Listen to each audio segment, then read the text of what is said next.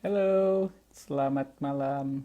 Ini teman-teman dari Sini Kini sama Cahaya Nur. Wah, thank you. Ada Gita lagi, thank you. Ini lagi nungguin Mas Endro. Mas Endronya lagi ada di pulau. Can you just wait? Memang kita baru akan mulai nanti em, jam 7.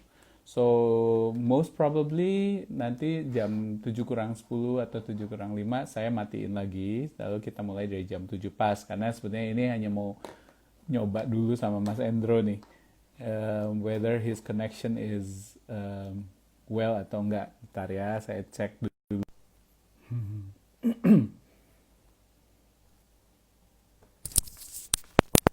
Gita, apa bisa dengar suara saya? Hello? Can you hear my voice? Hello? Oke. Ini Mas Endro-nya belum join. Oke, well, teman-teman mungkin kita akan selalu menikmati, saya akan menggunakan IG Live tiap minggu 2 kali. Jadi kalau Senin kita akan ngobrol apa ya tentang orang-orang yang bergelut di dunia praktis. Kalau hari Kamis atau Jumat itu ngobrol sama orang-orang sesama fasilitator. So please join. Jangan heran juga kalau teman-teman nanti saya ngajak untuk join as well gitu kan.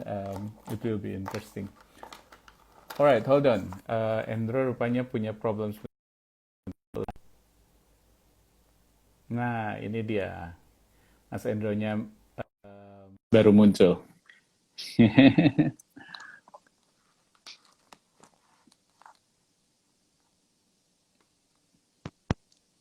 There you go. Sorry, Halo Mas sorry. Endro.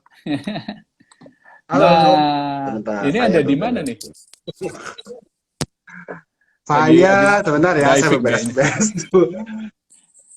Habis Iya betul. diving rupanya. Di mana divingnya? Dekat di Pulau Seribu, di Pulau Pramuka sini, Kak. Wah, hebat. While you are living in Indonesia, why not exploring the beauty of the islands?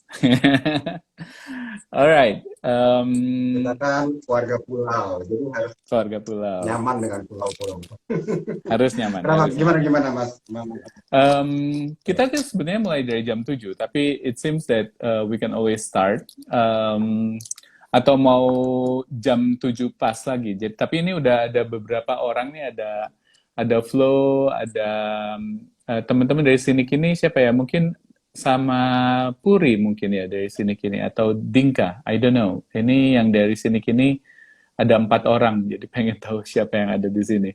Lalu ada Gita, thank you for joining Gita. Lalu juga ada T, ini kalau dibilang TK Cahaya Nur ini dari Kediri, jangan-jangan atau dari Kudus nih ya, teman-teman yang dulu pernah sama-sama dengan saya di program. Lalu ada dia Indrapati gitu. So I think there are some people Oh, already here ini. nih. Jadi mendingan kita ngobrol lanjut aja deh Mas. Boleh. Daripada I'm keluar all lagi yours. gitu kan. Kasihan Padahal kalau udah tadi, datang. padahal tadi cita-citanya kita mau uji coba dulu ya, tapi ternyata Uji ada yang udah coba. gak sabaran. Enggak, karena Kali dia itu, biasanya kalau dari IG, kalau kita udah mulai live, teman-teman itu udah langsung diingetin, udah mulai gitu, and then everybody can join gitu. And that's why it's ini dari Cahaya Nur dibilang dari Kudus. Yes, so I train some teachers, guru-guru nih dari Kudus, Taman Bermain dan TK Cahaya Nur di Kudus. Lovely to see teman-teman dari Kudus ikutan program hari ini. Mungkin teman-teman yang belum kenal Mas Endro, nanti Mas Endro cerita lebih jauh who you are, what you are.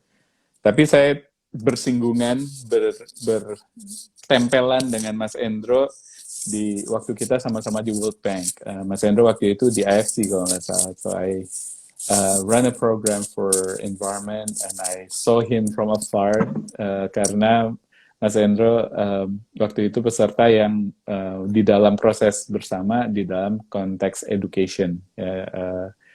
So tapi itu mungkin hanya baru singgungan-singgungan kecil.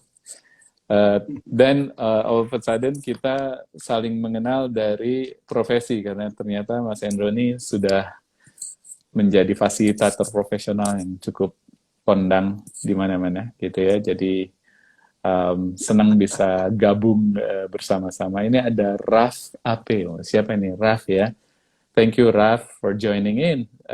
Now, mungkin Mas Endro cerita who you are. Terus cerita sebelum jadi professional facilitator kerjanya ngapain sih gitu ya. Jadi what builds you into a facilitation role. Jadi apa yang membuat Anda menjadi seorang fasilitator tuh?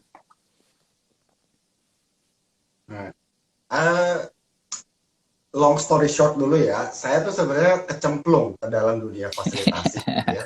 Katanya, kata beberapa orang termasuk mentor saya di awal banget saya katanya memfasilitasi, dia bilang kamu tuh sudah memfasilitasi selama ini tanpa paham ternyata itu fasilitasi gitu ya. So, tapi kalau mau dilihat ternyata memang ada journey-nya. Saya tuh dulu kuliah S1-nya teknik sipil, terutama manajemen konstruksi, yang lebih fokus lagi manajemen proyek. Di dalam proyek itu selalu timnya beda-beda, selalu kompleks, selalu tujuannya beda-beda, namanya juga proyek ya. Jadi saya suka banget memang environment kerja ya beda-beda terus gitu ya. Nah proyek salah satunya. Bedanya dulu saya memang membuat support system. Jadi kerja pertama saya itu membuat sistem project management information system gitu ya. Sistemnya jalan sukses, dibilang sukses, tapi ternyata tidak dipakai. Ternyata aspek manusia sangat berperan di sini. Saya lupa, di balik sistem ada manusia. 3 tahun saya ngurusin sistem, akhirnya saya break setahun. Habis itu saya berpindah di sebuah organisasi internasional, project management juga, tapi projectnya completely different dari project engineering, dari project social development, bahkan creativity project gitu ya, yang kental dengan kolaborasi, co-kreasi, kreativitas, dan pastinya semua berfokus pada manusia di dalamnya, orang-orang di dalamnya. Itu saya kaget banget karena kalau di ditanya, perusahaan hasil apa kamu apa? Oke, yang pertama saya itu di Tripatra Engineering and Construction. Yang pertama yang tadi engineering itu Tripatra Engineering and Construction. Yang habis break setahun tahun 2005 saya gabung ke The British Council sebagai project di tim project. Nah itu saya dulu sampai bilang kalau di engineering saya masih ada tuh deliverable-nya dan segala macam. Ini di project yang ngurusin orang-orang tanda kutip gitu ya, kolaborasi. Saya ini sebenarnya kayak gabungan antara polisi gitu ya, ngatur sana sini, terus juga sebagai kepala sekolah gitu ya, yang ngurusin segala macam, guru tanpa harus kelas dan seterusnya. Intinya emang project output saya bilang saya itu memberikan environment supaya orang bisa kolaborasi dan ko-kreasi intinya gitu ya. Itu kerjaan saya 5 tahun di British Council tentang itu aja. Nah setelah lulus, saya bilangnya kalau habis kerja tuh lulus gitu ya.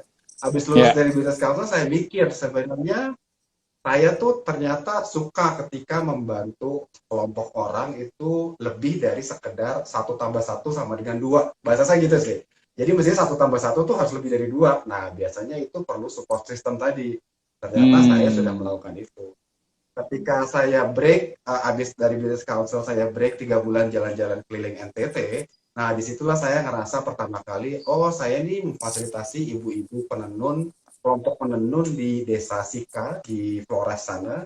Mereka akhirnya, habis pertemuan singkat dengan saya itu, mereka come up dengan sebuah sistem untuk melestarikan lah gitu ya, melestarikan pola-pola tenunan mereka.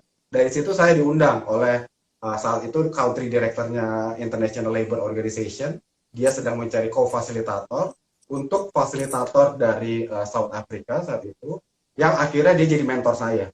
Dia tanya ke saya sih, kamu suka memfasilitasi nggak? Saya nggak tahu apa itu fasilitasi, but saya dengar kamu melakukan itu. Oke. Sudah kita kerjakan saya. Itu 2010, Dan lucunya nih Mas Victor, itu 2010 bulan September. Jadi bulan ini Oh, saya sedang merayakan 10 tahun jadi fasilitator katanya. itu Gitu. dengan ini ya, dengan ILO ya di awalnya ya, 2010 itu ya. Betul. Sampai sekarang saya masih sering dengan Ailo. Oh, by the way, ini Mas Endro dapat salam dari Umbu Kabarnirian. Wah, ada Umbu, Wah, ini jangan-jangan ada saya ketemu ke Rudy, Sumba dulu nih. ada Rudy, ada Arsyad. Thank you Arsyad for joining in. Ada Dias, ada Bongki, ada Raf. Selamat sore nih, malam ya teman-teman. Kalau ini Umbu dari Indonesia Timur sudah jam 8 di sana. Oh, dari Sumba ini ya. Ini Sumba, wah kayaknya senang-senang. sih. Terus ada Rudy juga bilang apa kabar ke Mas Endro nih. Ini gengnya Mas Endro banyak nih. Wah, senang-senang. Thank you for joining. Thank you for joining. Ada Vita. Saya belum kenal sama Rudy. Nanti Rudy diajak satu saat diajak ngobrol di ruangan kita. Well, 10 tahun kecemplung tiba-tiba dengan Ailo dan kemudian ngerasa oh ya yeah, this is the work that I like gitu kan. Dan kemudian berlanjut sekarang sampai 10 tahun. Apa yang membuat Anda, kalau ngelihat perjalanan, sebelum masuk ke menjadi fasilitator yang 10 tahun ini, I can see that your career tuh nggak panjang-panjang gitu ya, nggak lama kan, paling 5 tahun gitu ya. Tapi di sini tahu-tahu bisa sampai 10 tahun gitu, bertahan gitu. What makes you stay as you are as a facilitator gitu ya? Ya. Sebenarnya sih kalau dibilang 10 tahun bertahan, ada minimal 2 titik di mana saya ngerasa saya hampir berhenti, pengen berhenti gitu ya. Jadi itu mungkin kayak orang berbisnis atau orang menikah kali ya, ada tahun-tahun di mana itu total kritis, saya pun pernah mengalami. Tapi justru setelah ngelewatin 2 titik itu, akhirnya saya merasa makin kesini makin mantap gitu ya, bahwa ya memang mungkin disinilah tempat main saya gitu ya. Apa yang bertahan? Satu, gini, saya memang dari dulu sukanya itu mungkin saya tuh suka berada di lingkungan banyak orang tapi berbeda-beda. Jadi kalau terlalu seragam saya malah cepat bosan gitu ya. Tapi saya juga nggak terlalu suka kalau ketemu ngumpul gitu terus ngalor ngidul tapi nggak jelas hasilnya gitu. Saya tuh pengen seneng banget. Ya itu tadi saya tuh selalu suka dengan kata-kata 1+1 tuh lebih dari 2. Mestinya bisa gitu ya. Ternyata yang bisa bikin lebih dari 2 tuh perlu ada usaha, perlu ada upaya. Nah, ya itu yang bikin saya suka. Buat saya ketika melihat peserta atau kelompok yang difasilitasi itu bisa lebih dari hari ini, dari hari difasilitasi, secara bersama-sama, saya tuh senang banget gitu. Kenapa? Biasanya kalau sendiri, satu orang bisa mengubah dunia katanya gitu ya. Tapi bagaimana kalau bareng-bareng? Nah, itu sih yang saya suka. Minimal dunia Menghancurkan mereka dunia ada sedikit. jangan-jangan. Kalau udah bareng-barengan. Mungkin menghancurkan. Bisa juga sih. Tergantung fasilitatornya ya. Apa yang difasilitasi. Tergantung liatnya. Ini dunia yang mana yang mau dihancurkan? Betul, betul, Well, betul. tadi ada Mas, ini Umbu ini Mbak atau Mas nih, Bang atau Nona ini ya, Kalau Umbu. umbu mestinya laki. Umbu laki. Ada dua juga Itu temanku Umbu laki ya di Sumba ya. Kalau teman iya, saya umbu di itu Surabaya singkatan buat namanya Umbu laki-laki Nia, di Sumba. ternyata perempuan juga gitu ya. Oke, Bang Umbu. Bang Umbu ini nanya, fasilitator apakah juga negosiator gitu ya. Mungkin seperti satu introduction sedikit. Kalau fasilitator itu biasanya kami membantu supaya meeting berhasil. Jadi membantu memfasilitasi sebuah meeting. Negosiator biasanya berada di salah satu pihak yang harus bernegosiasi dengan pihak yang lain. Sehingga kalau menjadi fasilitator, dia harus menjadi netral, sehingga semua pihak didengar, semua pihak dilibatkan untuk mengambil keputusan bersama. Kalau negosiator, di kepalanya akan berpikir bagaimana pihaknya mendapat keuntungan terbesar dari negosiasinya, gitu ya. Jadi memang agak lain sedikit. Saya memfasilitasi beberapa negotiation proses Dan di situ para negosiator lah berbicara. Jadi saya memfasilitasi negosiator. Mudah-mudahan Bang Umbu sedikit terjawab gitu ya. Nah, ini di sini juga ada Mbak Tari. Halo Mbak Tari, selamat malam. Ini geng seru gitu ya. Ada Nawang. Wah, ini namanya cantik sekali, Nawang. Ada Gita. Gita bilang Gita ini dulu muridnya Mas Endro nih. Wah, Mas Endro ini kan guru besar. Oh iya, iya. Suhunya panas atau dingin kan gitu ya. Teman belajar dulu. Lalu ada Agile Academy, lalu ada Imaidir, ini Ima mungkin ya panggilnya, Imaidir juga join.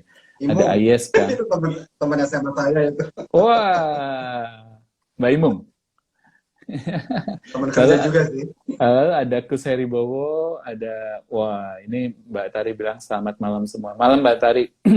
Kita lanjut ya Mas Endro. Mas Endro, kan tadi bilang, what you enjoy adalah bahwa 1+1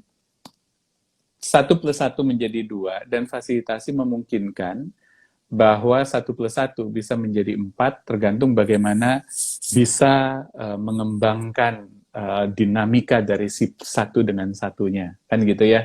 Sehingga itu yang membuat dinamika ini yang membuat Mas Endro nggak bosen-bosen menjadi fasilitator.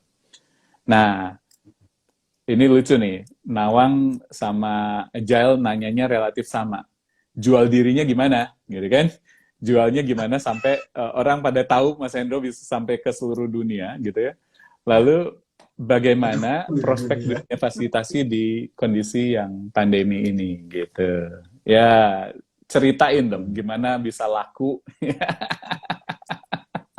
Saya sih kalau bilang jual diri justru itu mungkin salah satu kelemahan saya ya, karena saya nggak pernah benar-benar promosi. Saya paling kalaupun itu dibilang jual diri, saya memang sejak berhenti di sosial media yang lain, saya akhirnya pakai LinkedIn. Saya aktif di situ aja sih. Itu pun sebenarnya bukan untuk jual diri, ya kadang-kadang ada beberapa postingan yang agak promosi. Tapi memang saya suka berbagi aja sih, suka sekelebatan bangun tidur. Mungkin kalau teman-teman kita terhubung di LinkedIn, teman-teman sekarang ngelihat mungkin hampir tiap pagi jam 7, jam 6 itu saya pasti menulis sesuatu. Nah, itu biasanya habis dari toilet gitu ya. Saya ada dapat sesuatu, saya tulis lah di situ. Itu aja sih. Dan percaya apa enggak sih, biasanya orang yang menghubungi saya itu biasanya either lewat LinkedIn atau lewat klien sebelumnya. Jadi kalau dibilang jual diri ya sebenarnya hampir nggak ada justru. Tapi saya memang tidak pernah malu untuk menyampaikan siapa saya. Tapi juga tidak jual diri, tapi ya paling lewat LinkedIn, lewat klien, ketika networking dan seterusnya. Ya, bagian yang itu, mungkin menjawab yang kedua juga kali ya. Saya sebenarnya, kalau ditanya, saya sebenarnya agak multifaset ya. In a way, saya tuh sebenarnya tidak cuma fasilitator doang gitu ya. Mungkin kalau paling tepat, mungkin saya pinjam istilahnya Mbak Ibe ini, saya itu sebenarnya proses consultant. Gitu. Jadi konsultan buat proses. Grup proses consultant lebih tepatnya gitu ya. Bisa jadi saya perannya benar-benar di belakang meja gitu ya. Jadi benar-benar cuma merancang gitu ya. Bisa jadi saya harus tampil juga gitu ya. Bisa jadi saya bahkan cuma observasi, evaluasi dan seterusnya. Jadi kalau menjawab pertanyaan peluangnya masa depan, nggak usah pandemi deh, masa depan aja gitu ya. Buat saya di dalam dunia korporasi, saya percaya semakin tinggi itu peran yang lebih penting itu adalah leadership yang inklusif dan kemampuan fasilitasi ada di sana gitu. Ini kecuali misalnya organisasinya tuh sifatnya yang hierarkis, yang sangat patriarkis dan seterusnya. Yang saya yakin makin ke sana makin sedikit gitu ya. Kalau organisasinya makin demokratis, makin partisipatif, itulah peluangnya. Jadi tidak perlu jadi fasilitator, tapi mempraktekkan fasilitasi. Kalaupun mau jadi fasilitator, malah menurut saya lebih banyak lagi. Kenapa? Karena saya percaya ke depannya organisasi ini akan kecil ukurannya, tapi pengen dampaknya besar. Salah satunya cara adalah berkolaborasi, bermitra. Ketika udah berbagai macam elemen itu bertemu, berinteraksi, berkolaborasi, ko-kreasi, dan menghasilkan sesuatu, di sanalah peran fasilitator diperlukan. Baik secara permanen, misalnya memang organisasinya pengen terus bermitra, atau ketika ada titik-titik di mana organisasi-organisasi itu perlu melakukan sesuatu bersama, jadi sifatnya temporer. Jadi menurut saya kalau kedepannya mestinya fasilitasi baik sebagai profesi dan sebagai praktek itu mestinya peluangnya luas. Cuma memang ini kritik buat saya sendiri ya. Memang saya sebagai fasilitator tuh kayaknya masih kurang jualan ya, kurang kedengeran gitu. Jadi Nggak soalnya jualan bukan aja buat laku saya ya. sendiri ya. Saya nggak bilang saya laku, cuma ya ada lah gitu ya, selalu ada. Gitu mungkin. Ini Jadi kalau saya bilang in a nutshell, peluangnya kesana. Mas Hendro ini kan satu dari 2 orang certified international facilitator, international certification of Di facilitator Indonesia. ICF gitu ya. Jadi di Indonesia, jadi kan memang manusia langka lah gitu ya, bisa sampai punya certification itu dan berpraktek sebagai fasilitator karena kadang-kadang memang penting juga punya sertifikasi, meskipun saya kalau ditanya pada diri saya adalah orang yang suka kadang-kadang nggak terlalu memikirkan sertifikasi kan. Banyak orang punya sertifikat yang banyak banget sampai nempel di dindingnya penuh jadi wallpaper, tapi kalau udah kerja mah ya bolehlah dipertanyakan kan gitu ya. Tapi what you were saying adalah, hey, opportunities untuk menjadi fasilitator sangat terbuka, and I really agree with you. Bagaimana di masa yang akan datang itu memang dunia modern, apalagi dengan industrial 4.0, itu organisasi perusahaan itu menjadi makin kecil, makin menjadi agile. Makanya ini ada Agile Academy, ini keren banget.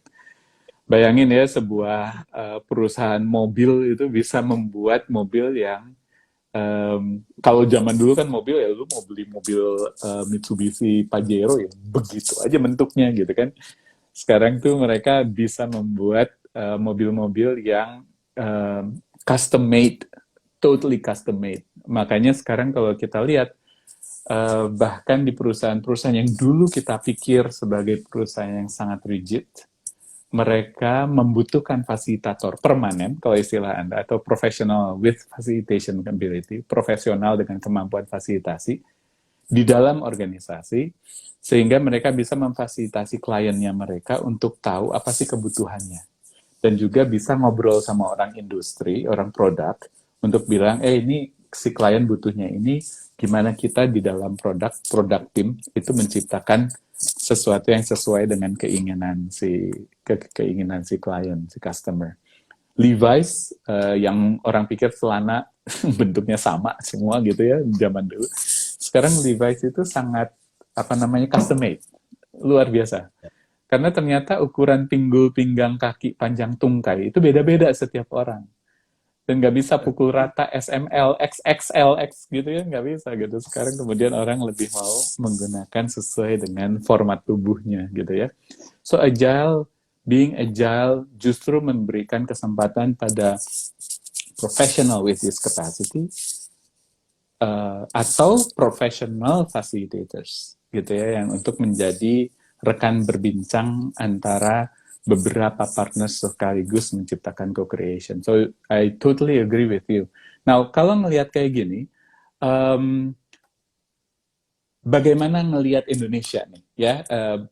Karena saya ngebayangin bahwa Indonesia yang begini ragamnya sebetulnya mempunyai kemampuan-kemampuan fasilitasi yang sudah mengakar di masyarakatnya, meskipun mereka nggak pernah tahu bahwa itulah fasilitator gitu ya. Minggu lalu tuh saya ketemu sama satu orang, ngobrol kayak gini nih, Mas Hendro. Dia tuh running his business purely facilitation. Gengnya dari 5 orang menjadi 20 orang dalam waktu 1 tahun, periode pandemi malah nambah orang gitu ya. Dan kerjaannya dulu buat tour, bayangin. Tour tapi online.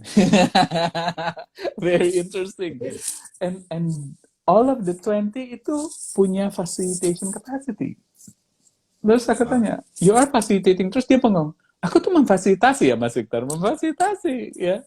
But they don't realize. Nah, so seeing this gitu ya, how we bring capacity, gimana sih kita naikin kapasitas para fasilitator atau profesional yang mempunyai facilitation skill untuk bisa bicara di level internasional. Karena kita itu punya peranan gede banget, cuman nggak dipakai. Peranan yang luar biasa untuk bisa bicara di international community gitu. How you bring this capacity, Mas? Apakah cukup hanya training gitu kan? Atau certification gitu? Ya, saya bahas sertifikasi dulu ya. Saya setuju banget sama Mas Victor bahwa sertifikasi itu ini personal aja ya. Buat saya ngambil sertifikasi di IAF itu memang dulu karena saya pengen memvalidasi apakah yang saya lakukan ini benar gak sih gitu ya. Ini benar berdasarkan apa gitu ya. Ternyata yang saya dapat lebih dari sekedar validasi, bahkan saya dapat feedback. Kalau mau tahu tuh saya dapat 147 halaman berisi feedback dari asesor saya yang jadi tugas saya selama 3 tahun sampai tahun depan itu harus di-improve. Jadi bukan berarti dapat sertifikasi itu udah luar biasa kerennya, justru pekerjaannya makin banyak, PR-nya makin banyak. Tapi saya bersyukur banget kalau saya tidak ambil sertifikasi itu, saya nggak tahu bolong saya ada di mana, gap saya di mana, unconscious, uncompetent saya ada di mana, dan itulah yang saya bersyukur di situ. Nah, having said that, saya akhirnya memang selama 3 tahun ini dari tahun 2018 sampai tahun 2021, saya udah punya agenda. Tiap tahun tuh saya harus capacity building-nya apa. Tahun 2019 saya conflict management, itu saya kurang banget. Tahun ini saya group decision making, saya kurang banget kalau katanya asesor saya. Tahun depan apalagi gitu saya lupa. Itu learning development path saya berdasarkan sertifikasi.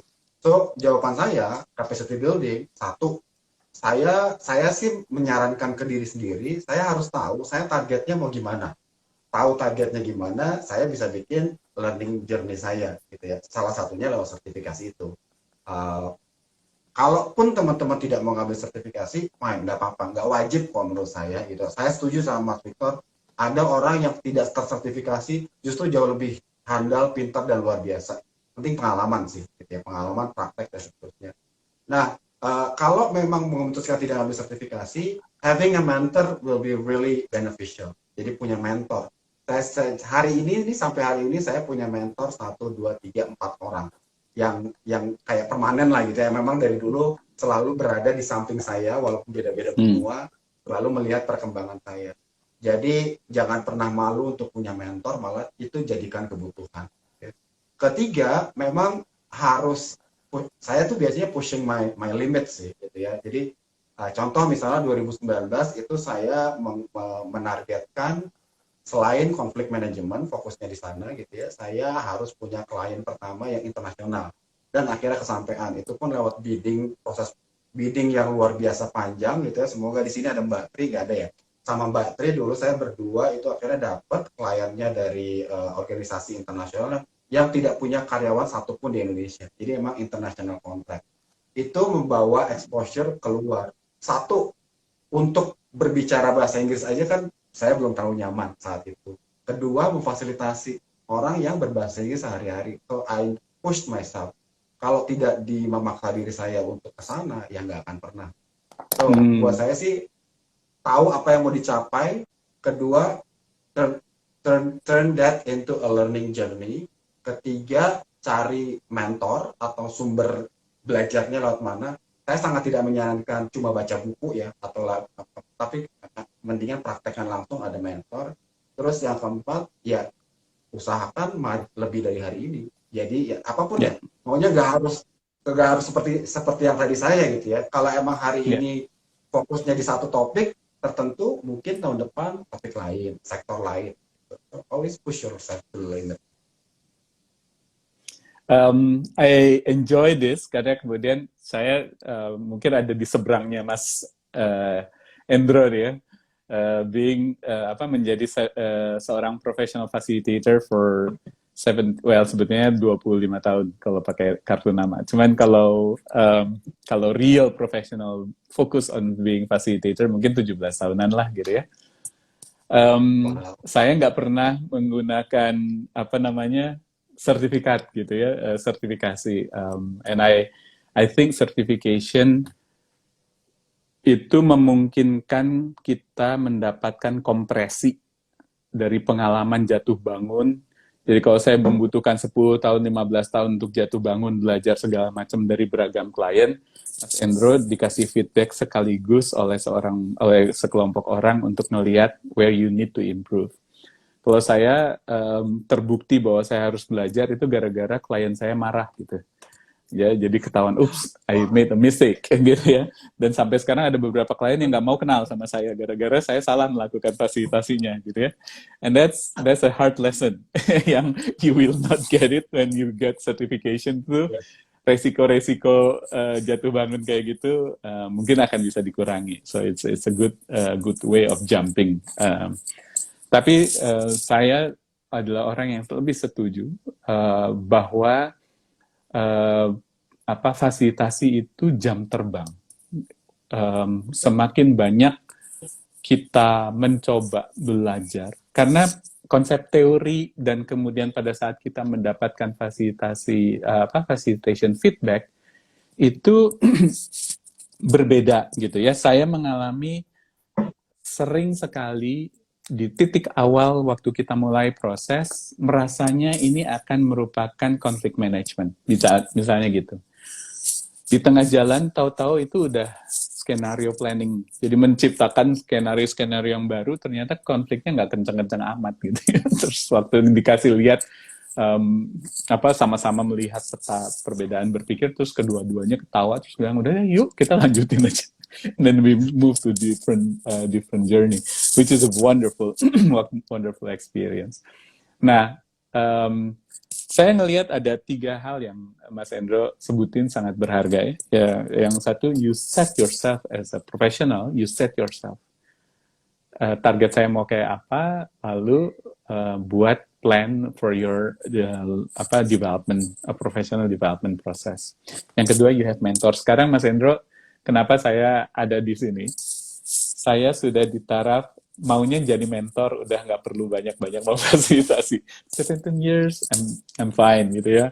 Udah nulis buku, sekarang lagi menulis buku yang kedua, siap buku yang ketiga, jadi nantinya pengen ada 5 buku tentang facilitation. Buku yang pertama ngomongin principle, buku yang kedua, Mas Hendro udah baca bukunya ya? Belum? Buku saya? Ya. Udah ya? Yang kedua, bakal ngomong tentang skills. What are the skills that you need to bring out of facilitation? Yang ketiga, tadinya pikir mau ngomongin beragam tools dan methods dan approach yang bisa dipakai. Tapi ternyata teman-teman minta saya nulis tentang change management, facilitating change. How you facilitate change. Jadi memang saya mendesain sebuah skema alat bantu yang disebut dengan strategic framework loop. Dan memang alat ini sangat kepake pada saat kita membantu memfasilitasi perubahan organisasi. Jadi ya, beberapa klien sih sebetulnya bilang, ayo Victor cepetan supaya kita punya buku untuk bisa ngomong sama orang ini loh, proses yang kita lalui. Yang keempat baru ngomongin tools, yang kelima ngomongin tentang cerita sih sebetulnya, cerita. Bagaimana facilitation itu works. Ini Agile Academy bilang judul bukunya Master Facilitation, betul gitu ya. Ini saking nggak tahu nama orang yang di Agile Academy, saya manggilnya Mas Agil aja gitu ya. By the way ada nggak tahu siapa aja di situ kan, Ascent Academy cukup besar nih kayaknya ya. Ada Mbak Retno, Wandini Retno, ada Gita ternyata masih ada di situ.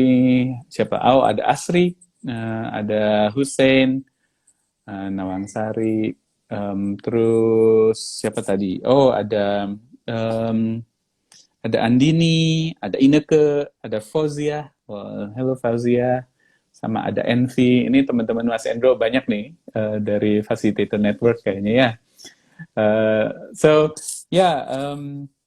Saya siap menjadi mentor, gitu ya.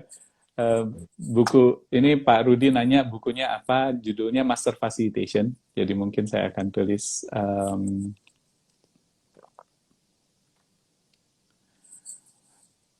Mas Endro mungkin bisa juga cerita kalau kita ngelihat proses bagaimana menjadi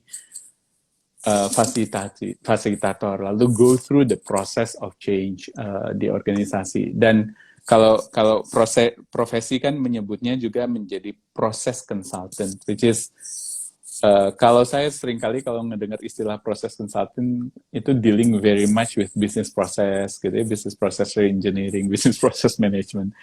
I think you're doing more than that ya, lebih kepada bagaimana membuat kebijakan-kebijakan dari sisi strategis sampai sisi implementasi. I think that's where you are. Nah, mungkin bisa cerita where specific facilitation works. Bagaimana sih fasilitasi kerja di pada saat Anda menjadi fasilitator atau consultant untuk company yang Anda bantu gitu. How facilitation works with them? Di mananya gitu. Wow. Ini bisa banyak banget sih ya Mas Iqbal. Oke, saya lihat yang paling ekstrim kiri dulu ya, which is yang sangat singkat gitu ya. Misalnya meeting gitu ya. Biasanya kalau meeting itu lebih straightforward. Saya tinggal pahami kenapanya, konteksnya segala macam, outputnya apa, dampaknya apa dan seterusnya. Dan biasanya itu sifatnya event based, gitu. Walaupun biasanya ada persiapan dan bahkan ada pasca meetingnya gitu ya. Cuma memang engagementnya itu temporary. Pokoknya semua temporary ya, tapi event based banget gitu ya. Pokoknya sekali gitu ya, walaupun mungkin ada paskanya. Sampai yang ekstrem kanan gitu ya, kalau saya bilang, ini bukan berarti yang paling baik ya, tapi memang yang paling kompleks, paling panjang itu yang saya pernah lakukan adalah saya membantu sebuah organisasi untuk mengoperasionalisasikan konsep fasilitasi dalam bisnis proses mereka. Gitu. Kenapa? Karena organisasi ini memang value-nya itu partisipasi. Sampai tahun 2018 lah ya, organisasi ini struggling untuk mengoperasionalisasikan kata-kata partisipasi ini dalam proses sehari-hari. Contoh gampang aja misalnya ini. Kalau semua orang ngomong, terus gimana ngambil keputusannya? Nah, gitu ya. Kalau itu proses itu ada di orang, tidak di sistem, tidak diproses, yang ada nanti quality control-nya beda-beda. Jadi saya diminta membantu untuk menerjemahkan prinsip-prinsip fasilitasi itu ke dalam bisnis proses gitu. Jadi yang dilakukan adalah benar-benar saya tidak memfasilitasi sesi, bahkan saya benar-benar observasi, saya benar-benar ngelihat saat itu mereka interaksinya gimana kalau di meeting, saya sarankan perubahannya, saya sarankan semua SOP-nya itu supaya lebih partisipatif. Setahu saya itu tahun 2018 akhir, setahu saya sekarang di tahun kedua ini udah lebih matang. In a way bisa diukur gitu ya. Jadi mereka di tahun ini nih udah mulai mengukur dampak dari konsep partisipasi yang teroperasionalisasikan bahasanya gitu ya. Di situ proyeknya tuh saya kayaknya tahun lebih deh itu ya. Panjang lah gitu intinya. Dan nggak pernah sekalipun saya tampil, selalu di belakang meja, bahkan seperti lalat di dinding, benar-benar cuma merhatiin orang meeting, mereka meeting, ketika mereka ketemu partnernya, dan seterusnya. Jadi saya bilang sih emang aplikasinya tuh luas banget, selama, nah ini yang penting, selama kita mau memahami konsep fasilitasi itu apa. Kalau kita memahami fasilitasi itu seperti tampil di depan, membawakan kegiatan, ya terbatas di segitu-gitu aja. Itu pun juga udah bagus ya. Cuma saya sih percaya fasilitasi itu bisa juga dipahami sebagai sebuah konsep, dan itu aplikasinya saya nggak kebayang yang lebih dari sekarang yang saya kerjakan mestinya lebih baik. Very good, very good. I enjoy that juga pada saat saya memfasilitasi satu klien dan kemudian betul-betul go through the change process sampai kemudian perusahaan ini di Indonesia menjadi contoh bagaimana menjadi perusahaan berkemampuan fasilitasi ke seluruh dunia. Jadi very interesting karena waktu itu tahun 2008 lama ya. 2008 pada saat saya kemudian mendesain training program yang betul-betul menjadi dasar dari buku ini. Dulu nama programnya adalah Excellent Facilitation. Sekarang nama programnya menjadi Master Class Facilitation. Kenapa dibilang Master Class Facilitation? Karena supaya orang sesuai dengan buku bisa mastering facilitation. You don't need to be a professional facilitator. You can be a professional, but has the capacity of facilitating your team, your organizations, your business, your community gitu ya. Nah, and I agree with you, Mas Hendro, bagaimana dinamika fasilitasi atau kemampuan fasilitasi ini justru sangat kepakai pada dimensi-dimensi pada perkembangan organisasi makin lama makin modern kayak sekarang. And I agree with you, bagus banget kalau si perusahaan-perusahaan ini makin lama gitu ya, makin menyadari oh iya ya, memang butuh kemampuan ini memang. Dan yang menarik di dunia modern ini banyak sekali startup dan kebanyakan anak-anak muda gitu ya, dan they start to see. Makanya waktu kemarin saya diminta untuk memberikan satu program dan saya desain kecil namanya facilitative leadership, karena they need that leadership with facilitative capacity yang hanya punya 4 prinsip dan segala macam, simple. Nah, ini pertanyaan ini mencoba menjawab pertanyaannya Gita nih, Mas Endro. Gita nih muridnya Mas Endro, jadi guru suruh menjawab gitu ya. Dia bilang gini, how facilitation works in Indonesia, karena professional facilitator, karena kesannya kok belum ditanggapi oleh pemerintah. Yang udah dikenal itu adalah experiential learning, lalu berkompetisilah si fasilitator profesional ini dengan motivator, dengan trainer, dan memang saya harus harus secara tajam kita harus lihat. Kadang-kadang banyak sekali trainer atau EO yang untuk activity outbound gitu menyebut dirinya fasilitator. Dan ini kemudian membuat bingung orang, ini fasilitator ngasih training apa, Mas? Gitu. Terus kita bilang ngasih training tentang fasilitasi, makin pusing dia. Ini sebetulnya apa sih gitu ya? Nah, how do we bring that? Meskipun sebetulnya Mbak Gita, pemikiran bahwa fasilitator nggak pernah diakui di Indonesia mungkin harus direvisi ya. Di dunia social development, fasilitator di Indonesia tuh sudah berkembang jauh sebelum ini, jauh sebelum kita berkembang. Di dunia social development, mungkin sejak awal-awal negara ini terbentuk, para fasilitator sudah bergerak di tingkat-tingkat desa, di tingkat-tingkat daerah, untuk mengajak masyarakat desa melakukan pembangunan, perbaikan diri, misalnya tentang kesehatan, tentang pola hidup bersih, tentang ibu-ibu hamil. Jadi kalau ketemu sama bidan-bidan jago-jago di desa-desa, ngomong sama ibu-ibu desa tentang supaya tidak stunting anak-anaknya, saya selalu bilang, waduh, saya harus belajar nih dari ibu-ibu bidan ini bagaimana mengajarkan ibu-ibu bagaimana supaya mereka bisa jaga kesehatan, makan sehat, pola sehat dengan kondisi lapangan yang ada. Beautiful people.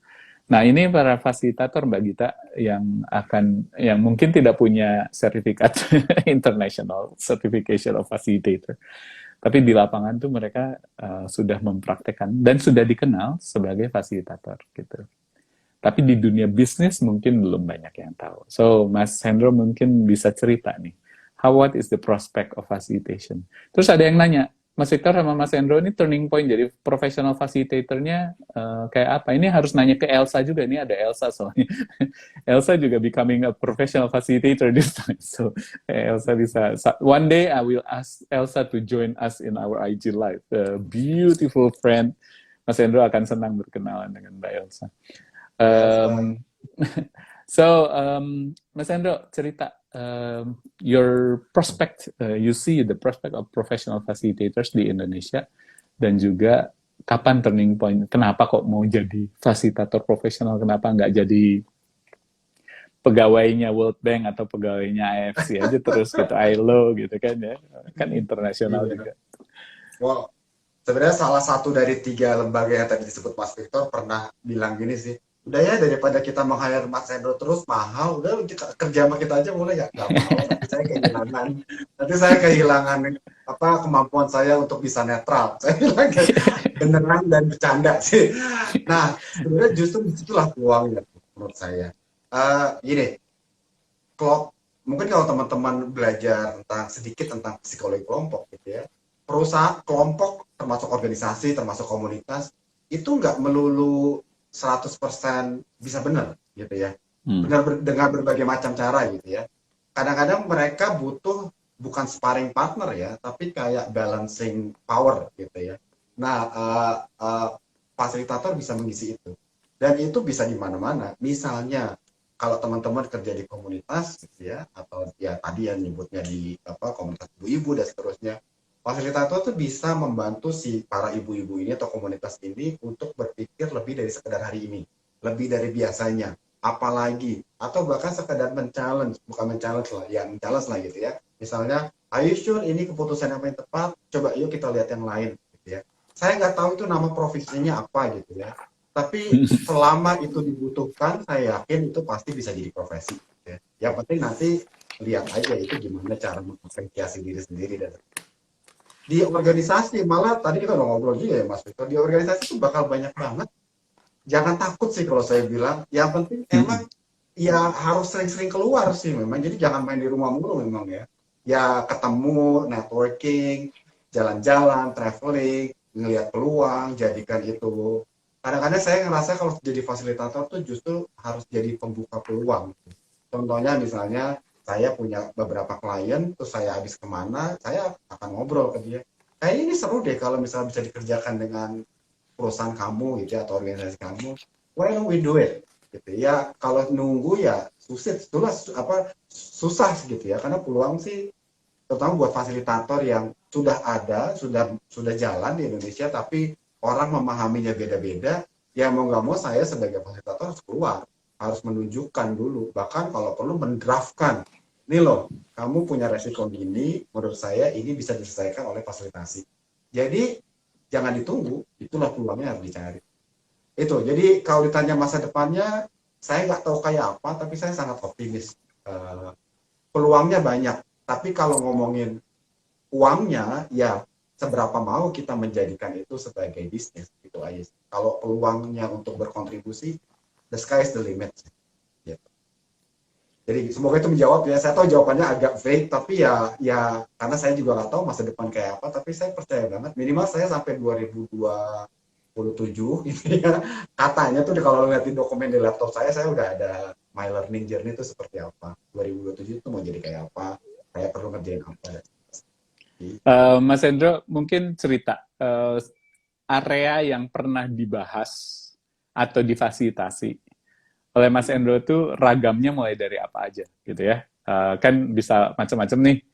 Karena dan ini yang menarik karena kemudian saya kalau ditanya, kalau teman-teman kayak Elsa ini udah tahu banget gitu ya, kalau saya disuruh cerita tentang pengalaman ini bisa ajaib-ajaib sampai semua orang bilang, kamu memfasilitasi itu tapi juga memfasilitasi ini, sebetulnya kamu ngomongin apa sih gitu, sebenarnya kamu ahlinya apa sih, ya ahlinya adalah memfasilitasi gitu kan. Nah, pengen dengar Mas Endo range of area-nya apa aja ya yang pernah, yang udah, atau cari yang unik gitu ya, yang paling nggak kepikir orang bahwa you need a facilitation for doing that gitu. Ya, jadi kalau mau benar-benar, saya nggak inget sih pastinya. Kalau mau baca, untungnya saya rajin semua menulis di LinkedIn saya. Jadi kalau mau lihat ada di situ lah. Project saya tuh semua saya tulis di sana gitu ya. Cuma buat saya yang paling apa ya, yang paling ekstrim nih ya, saya nggak paling ekstrim ya, saya nggak pernah kebayang mau berada di sektor atau bidang itu adalah ketika saya ngebantu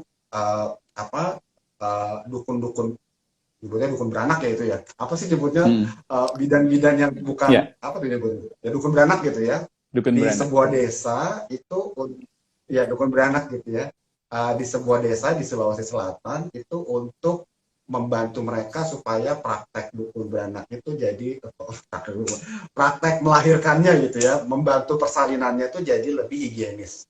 Saya nggak ngerti, saya nggak pernah, bahkan nggak pernah melihat orang melahirkan tuh kayak apa. Ya mau nggak mau saya harus belajar dengan cara observasi, dengan cara bahkan live in dengan si dukun, salah satu dukun beranak ini. Dia tuh kalau persalinan tuh kayak apa, itu buat saya tuh ekstrim banget. Saya pas ngelihat darahnya itu saya udah pingsan. Saya emang agak takut ngelihat darah yang bercucuran kayak gitu ya. Saya itu hampir pingsan saya. Itu buat saya itu ekstrim banget, karena kalau ditanya profesi yang paling saya butuhkan tapi tidak mau saya kerjakan adalah dokter dan yang berhubungan dengan dokter. Saya takut dengan darah. Tapi saya pernah sampai ke sana. Mungkin yang juga ekstrim adalah ketika ini kalau nggak salah tahun 2017 saya ngebantu beberapa ahli nuklir di Indonesia untuk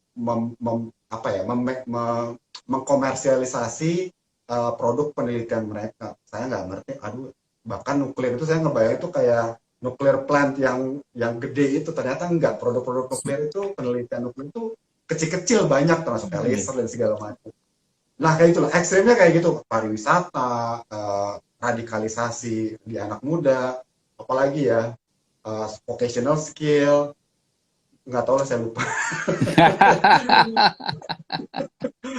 Tapi kalau saya bilang sih sebenarnya saya sih nggak khawatir, saya di topik sektor bidang apapun, saya mestinya selama itu sesuai dengan value saya akan membantu, memfasilitasi. Saya sih harus bilang saya ini general spesialis. Spesialisasi saya adalah memfasilitasi. Tapi sektor bidangnya, topiknya sangat general. Yeah. So, jadi teman-teman yang barusan hadir ini 2 orang general spesialis yang lagi ngobrol.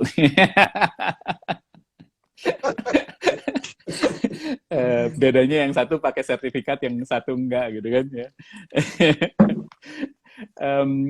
Yang menarik adalah gini, mungkin ngejawab Gita ya dan teman-teman, bahwa sebagai fasilitator, terutama professional facilitators, yang dimampukan atau yang ditingkatkan terus-terusan atau yang dijual adalah kemampuan fasilitasinya.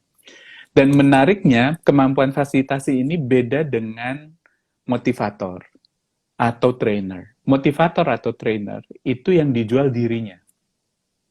Sehingga mereka tampil di muka. Mereka tampil on the spotlight. Tapi kalau di facilitation, itu fasilitatornya nggak kelihatan. Fasilitator itu tidak muncul. Yang muncul adalah para partisipan, yang muncul adalah keputusan-keputusan yang diambil dan dilaksanakan oleh para partisipannya. Sehingga si fasilitator tuh always, seperti istilahnya Mas Endro, selalu behind the scene. Nah, behind the scene itu bukan berarti di belakang meja, tapi dia akan menjadi benar-benar menjadi fasilitator. Jadi kalau Anda ngelihat proyektor gitu ya, dia hanya menjadi alat supaya dari komputer bisa kelihatan di tembok gitu, pleng gitu. Dan kita hanya menjadi seorang alat aja, hanya sebagai alat aja, nggak penting-penting amat gitu kesannya. Tapi kalau nggak, jadi si orang juga 3.000 orang nggak bisa lihat apa yang ditulis gitu kan. So that's the beauty of being facilitator.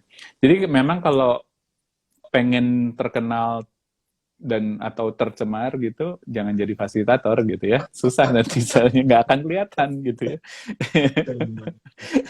Karena terkenal dengan tercemar tuh beda tipis banget gitu Mas. Kalau kita nggak bisa bedain agak repot. Anyway, nah dan ini yang bring pertanyaan atau menjawab mengajak pertanyaannya Ima ini. Ima nanyanya gini, menarik.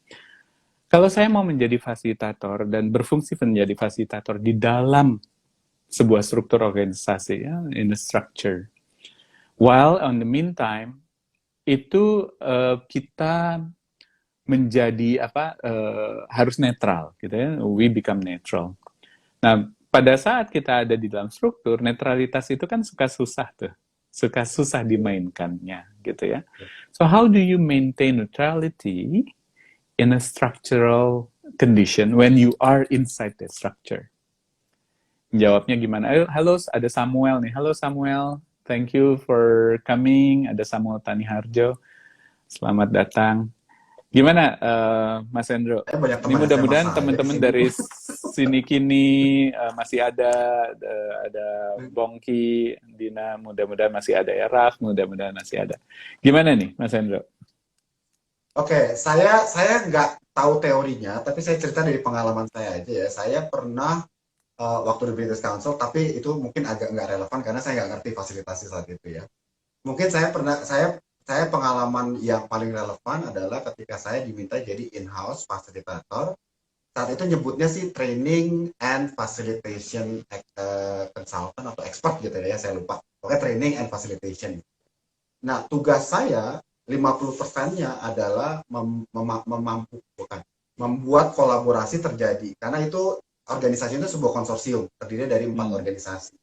Jadi saya satu, supaya netral gimana, saat itu saya tahu banget persis pertanyaan tadi itu saya alami ketika saya ditawarin pekerjaan itu. Yang saya lakukan adalah sebelum saya tanda tangan kontrak, saya lihat pelajari banget job description-nya. Kalau saya tidak bisa memanfaatkan dan menggunakan netralitas itu sebagai alat untuk membantu organisasi jadi lebih dari hari ini, buat saya itu bukan fasilitasi. Jadi ya nggak usah juga sih, makanya nggak harus semua dijawab oleh fasilitasi ya. Dan emang kalau nggak perlu fasilitasi nggak apa-apa juga. Tapi kalau emang judulnya fasilitasi, ya maintain neutrality itu harus ada terhadap konten ya, tapi tidak ada proses. Jadi lihat dulu lah job desk-nya, jangan-jangan itu cuma sekedar label. Nggak apa-apa juga sih, tapi ya jadi klarifikasi itu dulu gitu ya. Kedua, memang yang sulitnya adalah walaupun secara job desk itu diizinkan bahkan diminta untuk neutrality, bukan cuma karena tidak memihak, tapi supaya memastikan kolaborasinya partisipatif buat semuanya. Yang sulit itu adalah saya saat itu saya harus selalu berada di pinggiran. Jadi jangan kelamaan berada di tengah organisasi misalnya. Saya harus kakinya tuh siap-siap. Jadi saya tuh harus selalu berada di periphery gitu ya. Jadi ketika saya pengen memahami konteks organisasi saat itu saya masuk ke dalam. Saya ngobrol, saya cek, saya nanya-nanya. Tapi ketika organisasi ini pengen butuh peran saya sebagai fasilitator, ya udah saya minggir. Halo Mas Hendro. Ini memang IG Live ini hanya 1 jam soalnya, jadi kita punya masalah kalau lebih dari 1 jam. Tapi buat teman-teman, let's do it only for about 15 minutes ya Mas Hendro ya, supaya kemudian kita be honest with our timing ini. Tadi memang rencana kita jadi 6:45 mulai gara-gara pengen coba-coba gitu kan. Sekarang rupanya ya namanya juga mesin gitu, pokoknya udah mulai ya udah mulai aja gitu. So you're saying atau continuing pertanyaannya Agil ya, Gita atau Agil nih yang tanya tadi, bagaimana kalau kita berada di NV ya, NV. Bagaimana kalau kita berada di sebuah struktur dan bagaimana keep our neutrality? Mungkin ngelanjut sedikit Mas Hendro supaya kemudian bisa membayangkan. You have already said, pertama baca dulu your job description. Yang kedua, you're also saying when you are in the position of betul-betul ngeliatin lagi dalam proses kerja, you need to be facilitator atau ditunjuk untuk menjadi facilitator, you need to stay neutral. Tapi dengan catatan bahwa semua orang yang ada di dalam kelompok mengerti peran Anda sebagai fasilitator, kan gitu ya? Dan dalam arti itu juga Anda memungkinkan beberapa pihak yang terlibat di dalam proses meeting atau proses kerja ini mendapat kesempatan yang sama untuk berbicara, mengemukakan pendapat, dan mengambil keputusan, kan gitu ya. Jadi proses ini yang mungkin akan menarik sebetulnya diajak untuk menjadi stay ourselves as a facilitator who is neutral within the structure. Ya, ada Amel. Hai Amel. Ada Mbak Ratna, halo Mbak Ratna, ada Amel, thank you for joining in. So, mungkin ngejawab kalau kita menjadi orang yang netral di dalam struktur, gimana Mas? Silakan. Ya, paling itu tadi ya, sering-sering jangan terlalu lama berada di tengah-tengah organisasi gitu ya. Stay on the periphery gitu ya. Kenapa? Karena kalau kita berada di dalam sistem, ya berarti kita akan jadi bagian dari sistem itu. Gak apa-apa, tapi peran fasilitasinya nanti susah. Apalagi being neutral gitu ya. Kita harus sering-sering main keluar, terus ngelihat organisasinya dari bird eye view gitu ya, dari jauh dan seterusnya. Dari situ juga minimal kalaupun kita tidak kalaupun sulit untuk jadi netral, minimal kita punya amunisi untuk bertanya ke organisasinya. Anda yakin ini begini? Nah, kayak gitu ya. Kalau di dalam terus ya susah sih jadi netral gitu ya. Yang ada malah bias. Terus ketiga, untuk tetap netral itu ya memang harus pahamin konteks organisasi itu. Makanya gini, kalau sulitnya memang kalau kita udah kerja dengan job desk tertentu ya kita akan habis waktunya dengan itu ya.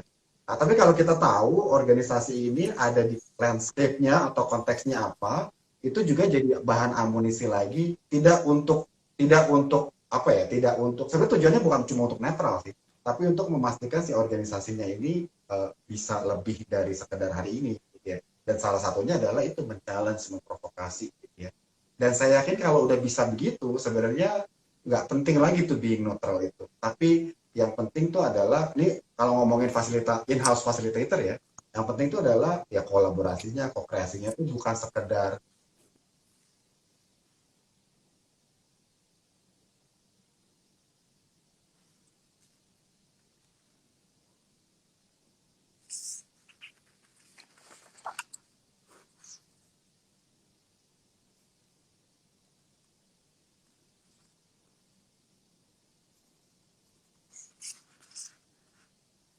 Waduh, suaranya internetnya agak di pulau agak turun nih kondisinya, Mas Hendro. kayak ini.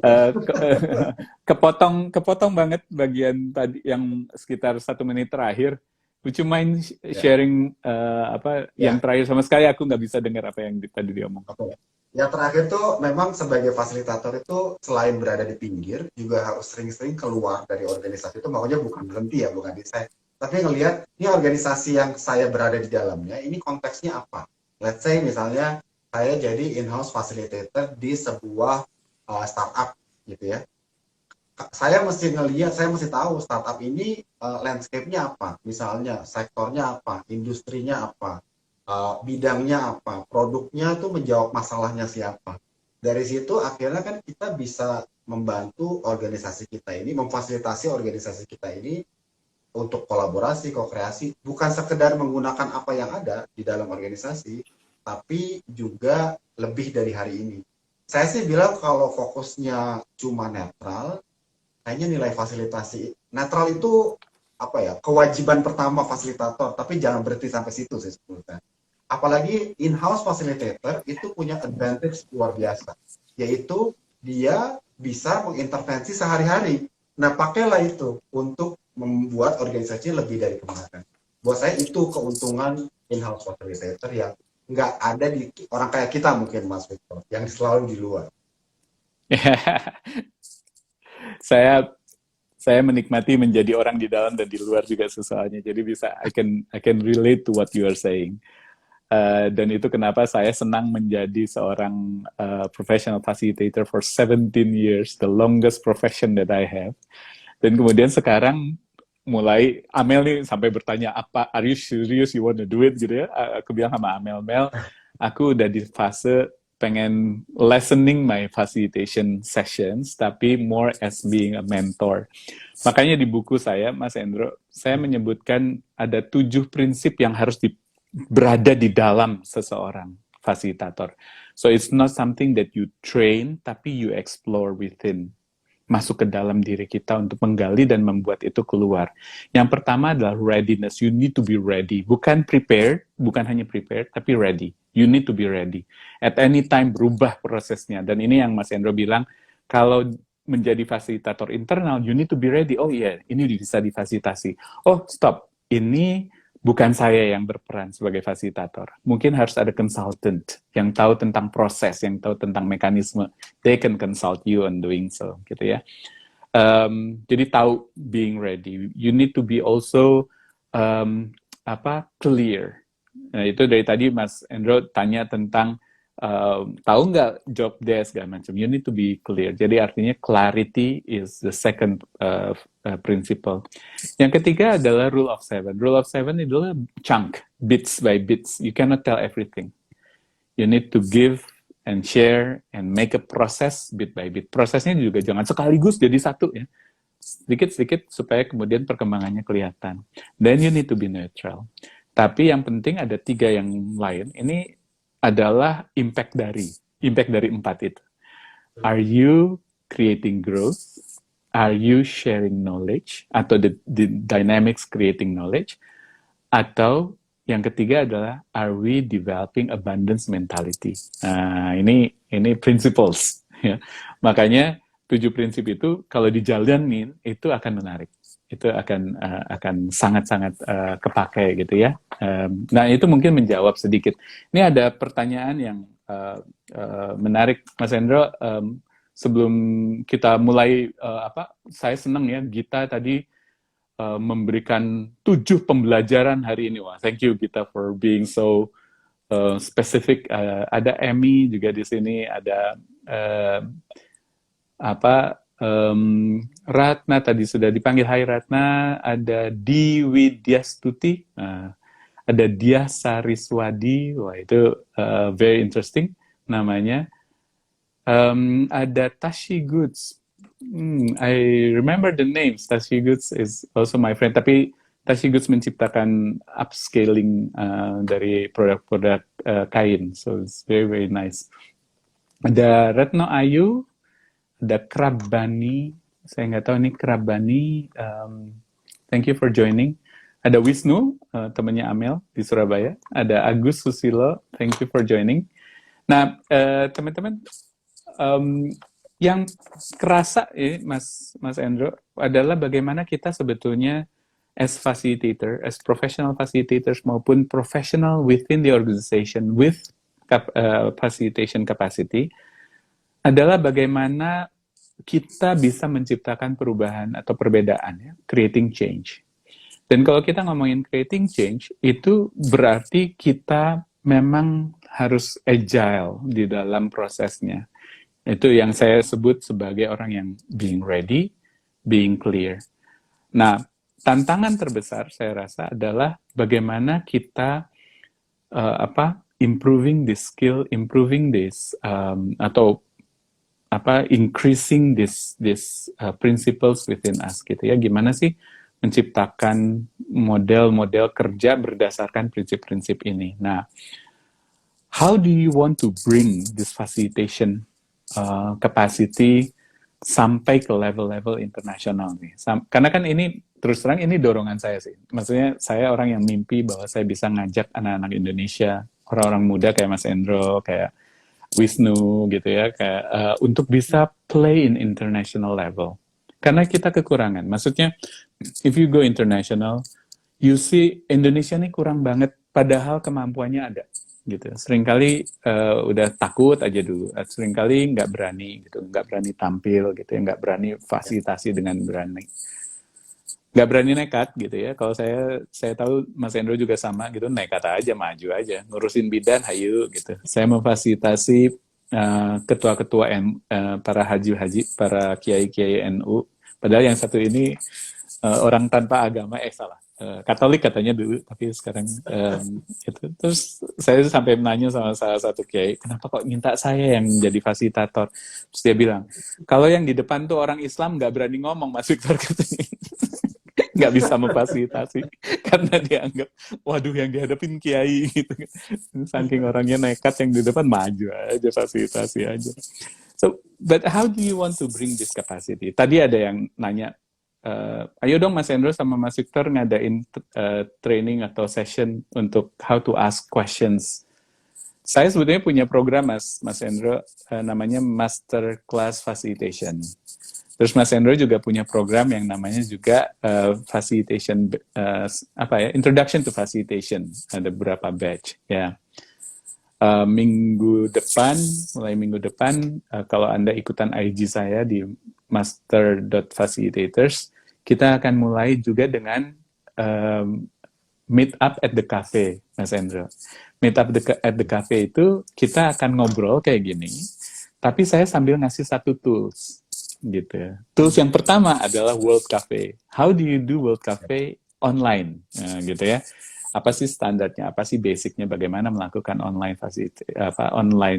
World Cafe? Karena banyak orang, oh ya breakout. Tapi ngapain? Bagaimana membuat itu menjadi hidup? Bagaimana kita kembali menggunakan World Cafe? What is World Cafe? Bahkan banyak orang yang bilang, ini World Cafe. Oke, gitu ya. Saya suka ketawa ngeliatin. Kira bolehlah dibilang World Cafe gitu ya. Padahal esensi World Cafe-nya nggak nangkep. Banyak orang pakai World Cafe udah pakai PowerPoint gitu zaman dulu. Saya bilang, hold on, di cafe ada PowerPoint gitu. Just kidding. Tapi how do you bring ini? How do you bring these standards? How do you bring this capacity sih? Gimana ngajak orang? Nih tadi Retno bilang kendala bahasa salah satu kendala untuk going international katanya. Masa sih gitu? Itu mitos. Gimana Mas Hendro? Oke, gimana membawa maunya saya atau fasilitator yang lain ya yang mau ditingkatkan Semua orang kapasitasnya? Indonesia yang kita lihat bisa Oke, menjadi fasilitator, aku tuh right. pengen anak-anak Ya, muda bisa play international. Itu aja, pengen mimpinya itu. ya. Mungkin perlu mungkin saya ceritakan yang sedang teman-teman di fasilitator network lakukan aja kali ya, kalau Ya, memang itu dianggap untuk sana gitu ya. Satu, yang teman di fasilitator network itu berusaha untuk mengisi yang selama ini masih banyak bolongnya, yaitu pemahaman tentang fasilitas itu apa. Mulai dari konsepnya, mulai dari kode etikanya seperti apa, mulai dari kompetensinya seperti apa, perilaku yang boleh dan tidak boleh seperti apa, dan seterusnya. Jadi justru kita pengen di fasilitator network itu pengen melengkapi teman-teman yang sudah termasuk Mas Victor ya. Mas Victor tuh canggih banget deh kalau udah ngomongin metode dan saya udah wow banget deh ke dirimu gitu ya. Nah, kami tuh pengen supaya ketika para fasilitator belajar itu satu, belajar tuh di mana aja. Jangan membatas-batasi diri mau komunitas A, B, C, D. Itu semua sebenarnya satu komunitas besar fasilitasi. Jangan eksklusif. Aduh, saya paling sedih ketika kita tuh jadi eksklusif gitu ya. Buat saya itu bahkan against the spirit of facilitation. Satu. jadi Dan ada yang disitulah dibilang ada mengisi. waham. Waham ini. Masa ya ada waham ya? Nah, itu aduh, jangan deh. Kalaupun kita punya pemahaman pribadi, ya udah simpen aja buat diri sendiri gitu. Yang penting kan kolaborasinya. Itu mungkin pemahaman pertama tuh. Jadi memang bagian yang fundamentalnya diisi dulu, dan saya yakin FM mestinya bisa mengisi bareng dengan komunitas lain, termasuk Mas Victor dan komunitasnya yang sudah jalan gitu ya. Nah, kedua, memang kalau pengen internasional, tadi udah dibilang Mas Victor sih, harus berani nekat sih. Dan saya bilang sih memang kalau memang saya beberapa klien saya yang internasional, mungkin kalau ada teman saya Mbak Tri di sini, dia jadi saksi pertama kali saya memfasilitasi tahun 2019 yang internasional itu, yang audiensnya dari 30 negara kalau nggak salah ya, dari seluruh dunia. Itu 2 jam pertama saya tuh ngomongnya tuh benar-benar kayak orang baca, dan saya sadar banget nggak apa-apa harus ada saat pertama, tapi kesempatan itu tuh tidak bisa terulang lagi. Jadi kalau udah ketakutan duluan ya nggak akan pernah jalan. Saya harus bilang kayak gitu karena saya melakukan itu ya. Saya nggak yakin bahasa Inggris saya bagus, tapi saya yakin saya bisa berkomunikasi, menyampaikan pesan yang straightforward. Itu aja. Saya juga bukan orang yang suka berbahasa berbunga-bunga, pakai indah, bahasa-bahasa yang indah. No, that's not my competence, that's not my skill. Tapi I'm confident that I can convey my message clearly. Itu sih yang penting buat fasilitator. Dan itu Setuju yang saya banget. lakukan. Jadi saya selalu dredek gitu ya udah. Yang penting pede aja dulu.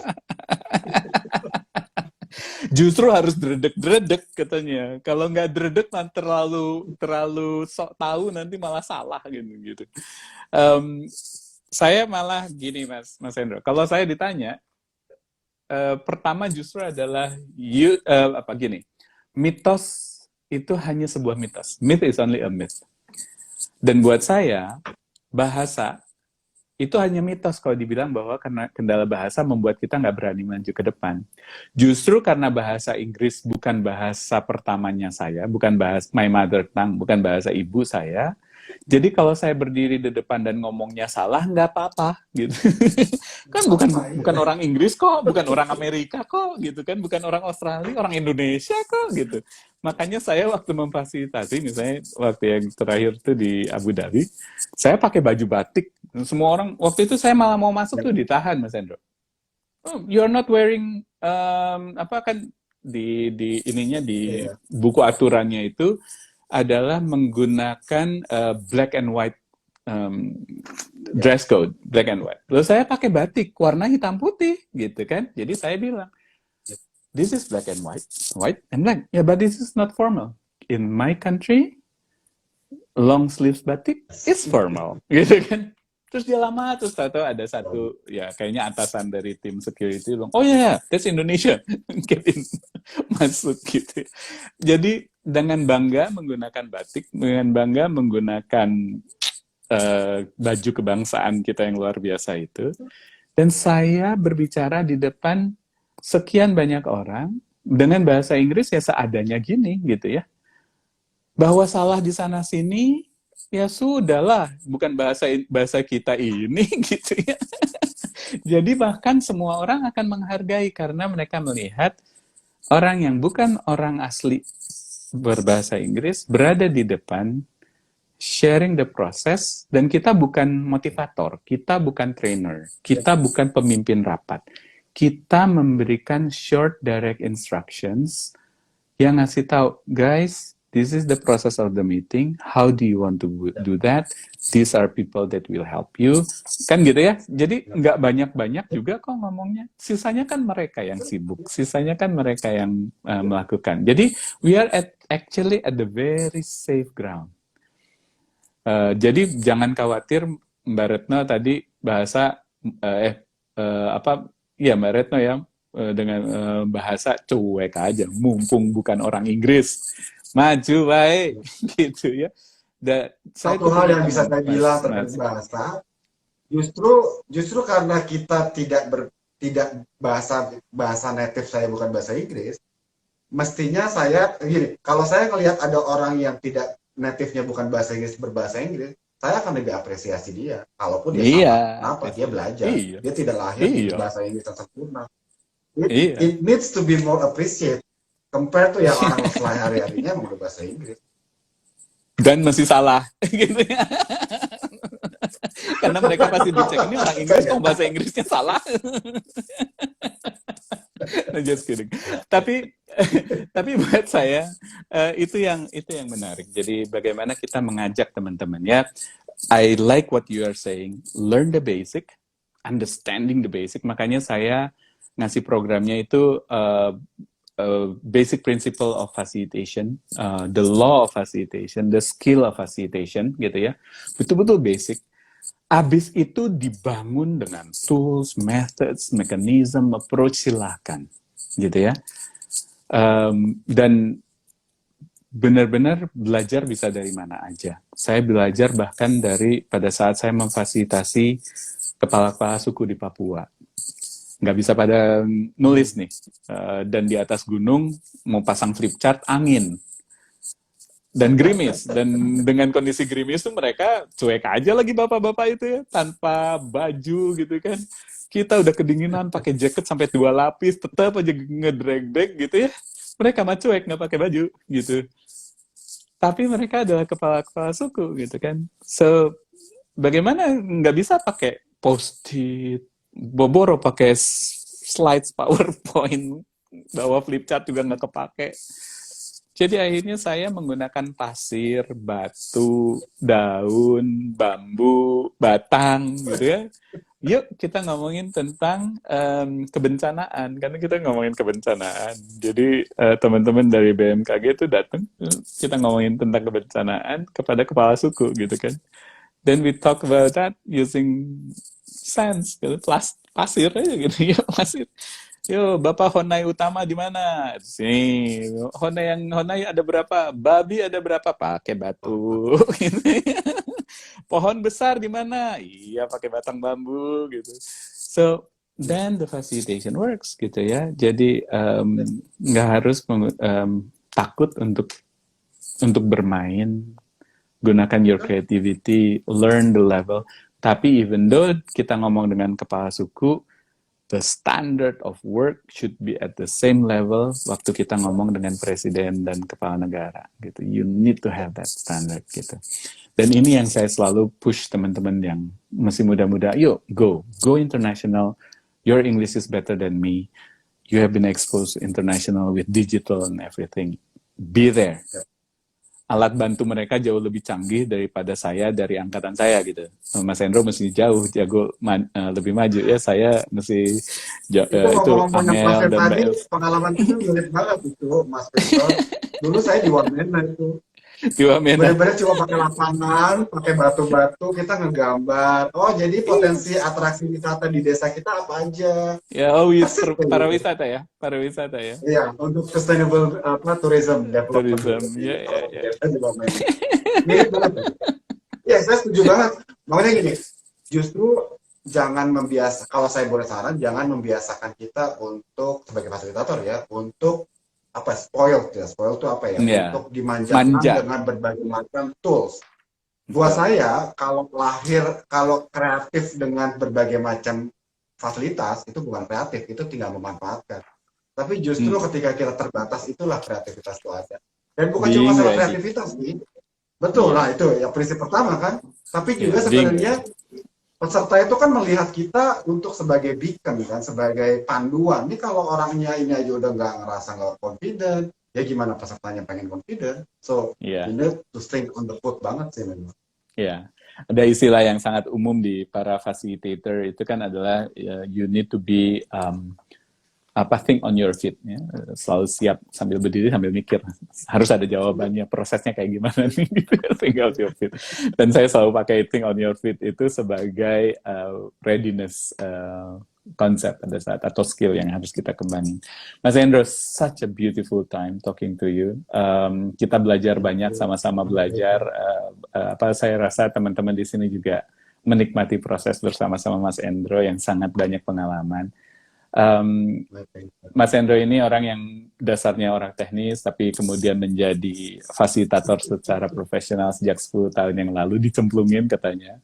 Terus kemudian melakukan proses pembelajaran sendiri dan kemudian menggunakannya sebagai proses bersama-sama.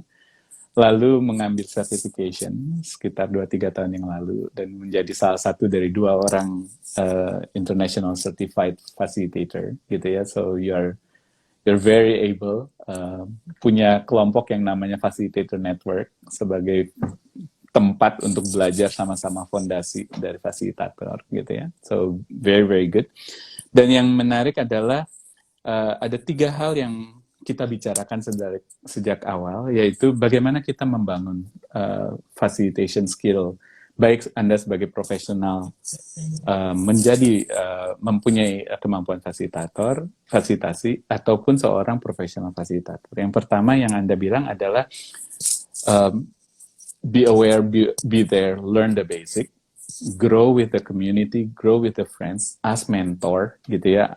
Lalu set up your direction, mau kemana, pembelajarannya kayak apa, dan kemudian melihat at any time, at any place, what are the areas that you can facilitate gitu ya, baik itu dalam konteks bisnis maupun dalam konteks sistem bekerja di kantor. So that's the place you can also practice facilitation. The advantage of being internal facilitator adalah Anda tahu isi dalam perut, sehingga kedalaman dalam memfasilitasi bisa sangat tergali. Keuntungan menjadi profesional fasilitator adalah Anda bermain di segala macam hal, sampai dibilang general specific gitu, spesialis gitu kan. And I like that term, meskipun saya am I generalist specialist atau am I specialist yang sampai kalau teman-teman bilang, Fik, kamu tuh aji aji aja, pokoknya ya hanya bisanya fasilitasi. Saking ajinya ya udah jadi bertaji gara-gara ajinya gitu ya. So in that context adalah how do you develop that skill, how do you develop your basic principles and you grow from that. Nah, yang ketiga yang kita juga bicarakan adalah bagaimana kita mempromosikan fasilitasi ini ke lebih banyak orang, yaitu Anda bicara dengan LinkedIn, Anda bicara tentang email, Anda bicara tentang open network everywhere, dan terus membiarkan orang mengalami proses fasilitasi sehingga kemudian mereka mengenal fasilitasi dan kemudian ikut serta di dalam memfasilitasi atau menjadi fasilitator. So in that context, such a beautiful time Habis berenang capek pasti, dan di pulau sediakan waktu untuk bisa ngobrol. And I enjoy getting connected to Mas Endro lagi, dan hopefully kita bisa ketemu, mungkin bisa ajak teman-teman ikutan program Meet Up at the Cafe yang hari Rabu minggu depan. Dan juga saya ada beberapa session, look at our IG, we always have some programs available untuk teman-teman, tapi juga ada IG Live yang kita ajak supaya bisa share dengan lebih banyak fasilitator atau professional with facilitation capacities gitu ya. So Mas Endro, anything you want to share to teman-teman terakhir sebelum kita kemudian end the session? Satu aja, saran saya sih segini, pesan saya, kalau udah ngomongin fasilitasi jangan terlalu berat dengan apa ya, dengan pemahaman konsep, itu perlu gitu ya, tapi mulai aja dulu, apa tuh kayak iklan marketplace itu ya, mulai aja dulu, praktek, refleksi, belajar, praktek, refleksi, belajar gitu. Tapi set your progress. Yang penting tuh bukan jadi yang terbaik, tapi lebih baik dari kemarin. Dan caranya tuh memang praktek, belajar, praktek, belajar, praktek, belajar. Itu aja sih. Kalau mau konsisten, itu mestinya bisa cepat kesan. Thank you. Praktek dan belajar, let's practice together. Kalau saya nambah, Mas, selain praktek dan belajar, let's hand in hand between facilitators. Work it out together, jangan eksklusif, gitu ya. Jangan pakai waham ini, waham itu. Udahlah, pokoknya wahamnya kita bersama-sama, gitu ya. Jadi kita kelompok tanpa waham. Dan kemudian menciptakan bersama-sama menciptakan vibrasi ini ke lebih banyak orang. Saya selalu punya mimpi, Mas Endro, lebih banyak orang Indonesia dengan kapasitas facilitation international standard bermain di lapangan, baik di Indonesia maupun di luar negeri, sehingga kita itu bisa punya arti yang lebih besar untuk dunia, bukan hanya untuk Indonesia, tapi untuk dunia. Karena dunia butuh Indonesia. Indonesia ini selalu menjadi contoh untuk banyak hal di negara-negara lain. So why don't we also show, even ke international associations and agencies, we are able, mampu kok. Dan yuk jadi fasilitator di platform. So teman-teman, terima kasih semua. Ini kita lewat dari 1 jam, tapi terima kasih untuk semua sessionnya. Terima kasih untuk bermain cerita dan pengalamannya. Dan untuk semua yang ikut, I will see you again hari Senin yang akan datang, dan hari Rabu, dan hari-hari yang lain pada saat kita berbagi. Terima kasih, sampai bertemu. Terima kasih Mas Endro. Terima kasih semua. Ayo, bye. Thank you. Terima kasih.